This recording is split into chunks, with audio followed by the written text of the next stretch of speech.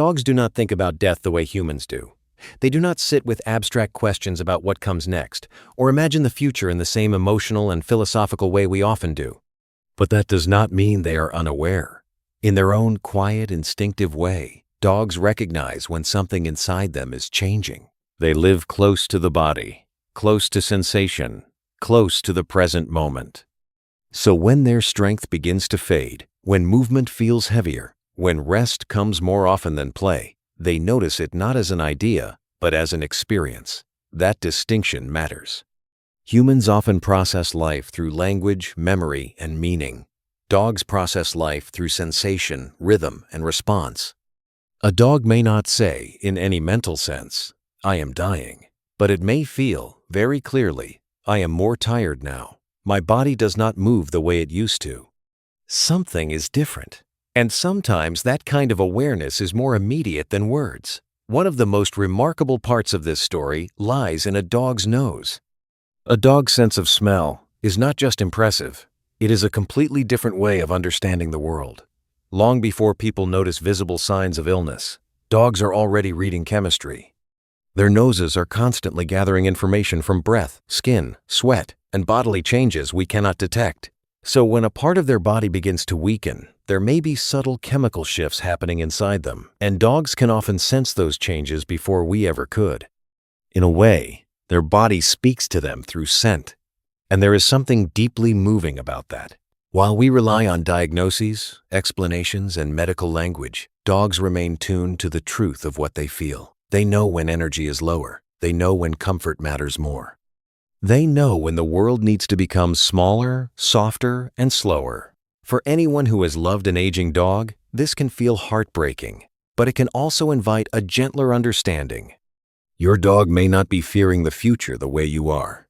It may simply be responding to the body it is living in, one moment at a time. That is why compassion matters so much.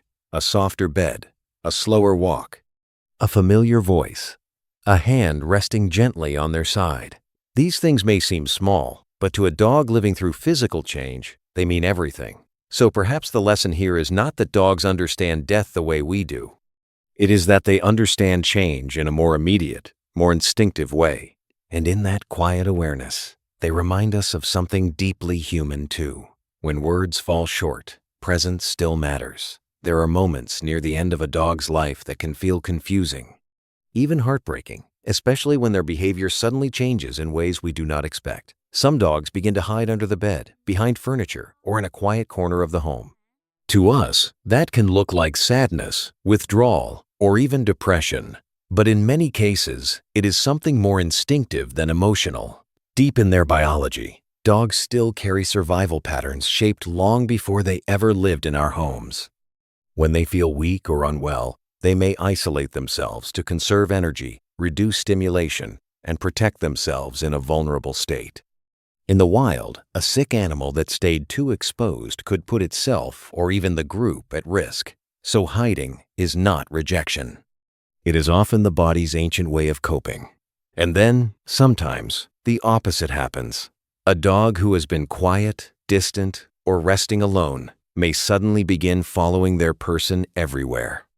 They want to be near you, touch you, lean on you, or simply rest where they can see you. This shift can be deeply emotional to witness because it speaks to something profound: trust. When dogs feel confused, weak, or uncertain, they often seek the one place that has always felt safe: you.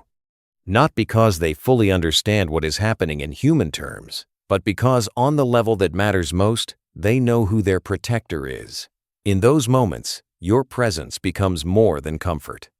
It becomes orientation. Familiar voice, familiar scent, familiar touch. These can help anchor a dog whose world suddenly feels less steady. And then there is one of the most misunderstood moments of all. What many people call the last rally. A dog who seemed frail or fading may suddenly appear brighter. They may eat a little, wag their tail, look more alert, or even seem briefly like themselves again.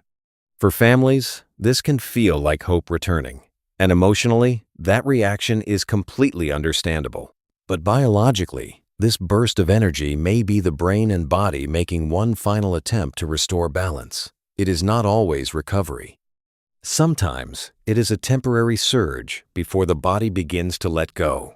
That is why these moments deserve both science and tenderness. Because when we understand what may be happening, we are less likely to misread our dog's behavior and more likely to respond with the kind of love they truly need. A quiet space when they hide, a calm hand when they cling, a gentle presence when things feel uncertain. If this video helped you understand your dog a little more deeply, please like, subscribe, and share it with someone who may need this kind of comfort today. And if you've ever noticed one of these signs in a beloved dog, feel free to share your experience in the comments. Your story may help someone else feel less alone. There may be no decision more painful for a loving dog guardian than the decision to say goodbye. And yet, one of the hardest truths in veterinary care is also one of the most compassionate. Euthanasia is not usually an act of cruelty. When a dog is suffering and there is no meaningful path back to comfort, it can be the gentlest gift we have left to give. That can be difficult to accept, especially because human love often wants to hold on just a little longer. We tell ourselves, maybe one more day, maybe one more good morning, maybe one more walk, and those feelings are deeply human. But dogs do not measure time the way we do. They are not thinking in terms of tomorrow's hopes or unfinished plans. They are living in the body they have right now. So when that body is in pain, exhausted, or no longer able to do the basic things that make life feel safe and peaceful, kindness sometimes means letting go before suffering grows heavier. One of the fears many people carry is this: will my dog be scared? Will it hurt? Will they know what is happening? In most cases, the answer is gentler than people expect.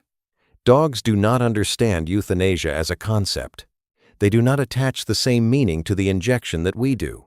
What they experience is usually far simpler. They feel your presence, your voice, your hand, and then they drift into a very deep sleep, often in less than a minute. From their point of view, it is not a story about death. It is a moment of release. That matters because grief can make ordinary medical details feel frightening. Sometimes, after a dog has passed, the body may show small natural reflexes, an extra breath, a muscle twitch, a bit of movement. These moments can be deeply upsetting if you are not prepared for them.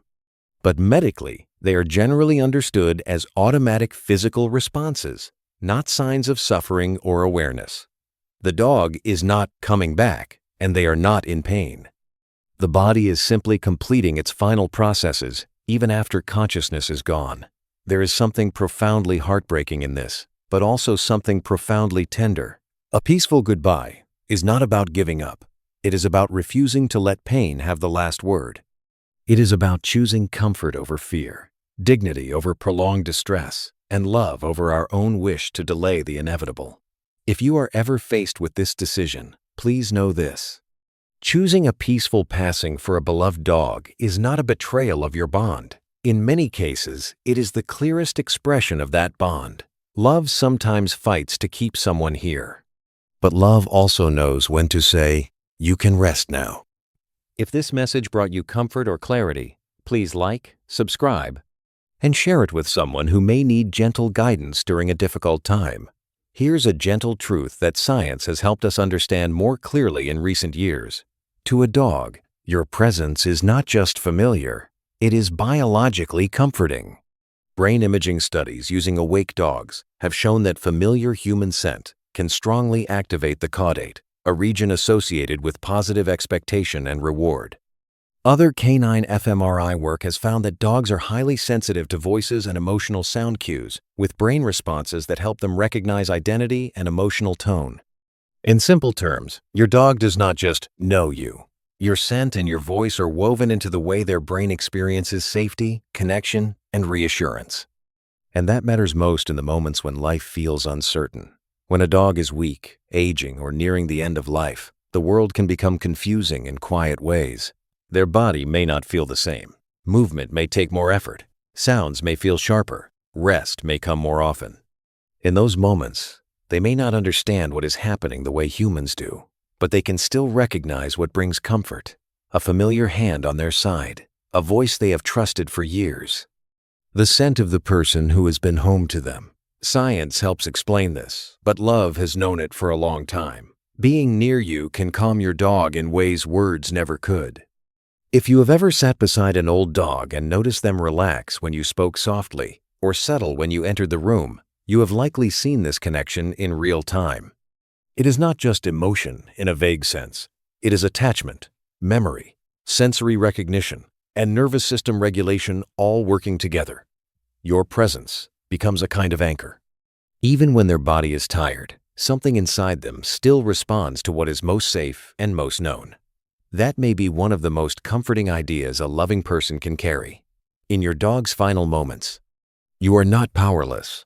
You may not be able to stop time, fix every illness, or erase every change, but you can still give them something deeply meaningful. You can be the last safe feeling they recognize, the last calm voice they hear, the last loving presence they rest beside. And maybe that is more powerful than we realize.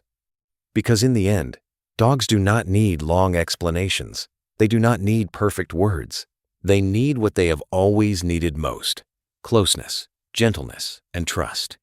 And if you are there with them, speaking softly, staying near, letting them know they are not alone, then you are giving them a final gift that their brain, body, and heart all understand.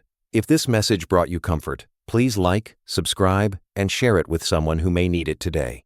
And if you've ever felt that quiet bond with a beloved dog in a hard moment, you're welcome to share your story in the comments. Here is a quiet truth many people need to hear. When you lose a dog, your grief is real. Not too much, not embarrassing, not something you should rush past because it was only a pet. Research on pet bereavement shows that many people experience grief after the death of a companion animal in ways that can feel synonymous with the loss of a human loved one. And at times, the measured severity of grief is not significantly different from some human losses. That matters because society does not always respond to pet loss with the same respect it gives other kinds of grief. There is even a name for this: disenfranchised grief. It describes a loss that is real and painful, but not fully recognized or supported by the people around you. Studies on pet loss repeatedly find that many grieving owners feel loneliness, embarrassment, and a sense that others do not understand the depth of the bond they lost. And maybe that is what makes this kind of pain so hard. You are not only missing a dog, you are missing a living presence woven into the rhythm of your day. The sound of paws on the floor, the walk at the same hour, the body that rested near yours at night, the quiet companionship that made a house feel alive. Science can measure attachment, grief intensity, and coping patterns. But what many people feel in real life is even simpler. Your whole nervous system has been living in relationship with this animal. And suddenly, that relationship is gone. Research on attachment after pet loss shows that the strength of the bond is closely tied to the depth of distress that follows. So if your heart feels heavier than other people expect, please do not use their discomfort to judge your love. Your grief does not need permission to be valid. It is valid because the bond was real. It is valid because your dog was not a background detail in your life. They were part of your emotional world, your daily routine, your sense of home. Recent research even found that a notable share of people identified the death of a beloved pet as their most distressing bereavement, and clinically significant prolonged grief symptoms can occur after pet loss, just as they can after many human losses. And maybe this is the most beautiful way to understand it.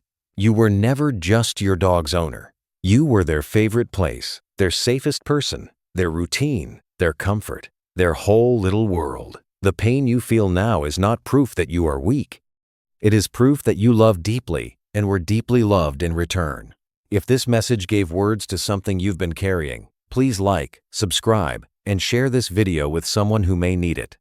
And if you've lost a beloved dog, you're welcome to honor them in the comments by sharing their name.